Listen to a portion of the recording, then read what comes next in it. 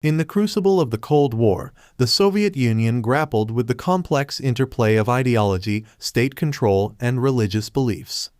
This documentary, Faiths in the Crosshairs, unveils the intricate ways in which the Soviet government navigated its relationship with Christianity and Islam.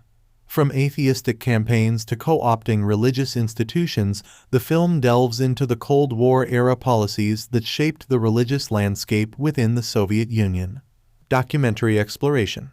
1. The Atheistic Crusade. The documentary begins by examining the atheistic campaign launched by the Soviet government, particularly under leaders like Joseph Stalin. It explores how religious institutions were targeted, with churches and mosques facing closures, confiscations, and anti-religious propaganda aimed at eroding faith in both Christianity and Islam.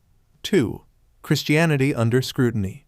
Faiths in the Crosshairs delves into the specific challenges faced by Christian denominations. It examines the suppression of the Russian Orthodox Church, the largest Christian denomination in the Soviet Union, and how the state sought to weaken its influence on the populace. 3. Islam's Dilemma.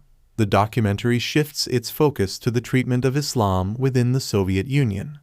It explores the challenges faced by Muslims, the closure of mosques, and the suppression of religious practices. The film investigates the impact of state-controlled Islam and the tensions arising from the Soviet government's interference in religious affairs. 4. Co-opting religious institutions. Faiths in the Crosshairs scrutinizes the Soviet strategy of co-opting religious institutions.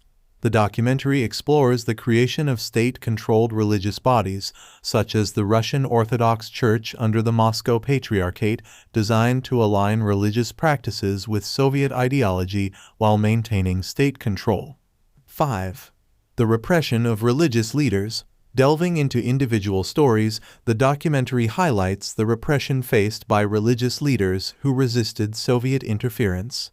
It examines the persecution of priests, imams, and religious figures who stood firm in their commitment to faith, becoming symbols of resistance against state intrusion. 6. The Cold War impact. Faiths in the Crosshairs contextualizes these religious struggles within the broader Cold War dynamics. It explores how the United States and Western nations framed religious freedom as a core value, contrasting with the Soviet Union's approach, and how these differences played out in the global ideological struggle. 7. Underground movements and samizdat. The documentary sheds light on underground religious movements and the use of samizdat, clandestine publications, to disseminate religious texts and teachings. It explores how believers found ways to practice their faith despite state restrictions and surveillance. 8. Gorbachev's Glasnost and Perestroika. Faiths in the Crosshairs concludes by examining the changing landscape under Mikhail Gorbachev's policies of Glasnost openness and Perestroika restructuring. It explores the relaxation of some restrictions on religious practices and the resurgence of faith in the waning years of the Cold War. Conclusion. Faiths in the Crosshairs offers a poignant exploration of the Soviet Union's approach to Christianity and Islam during the Cold War. By unraveling the layers of state control, repression, and the resilience of religious communities, the documentary illuminates the intricate dance between faith and ideology in a time of geopolitical tension and ideological conflict.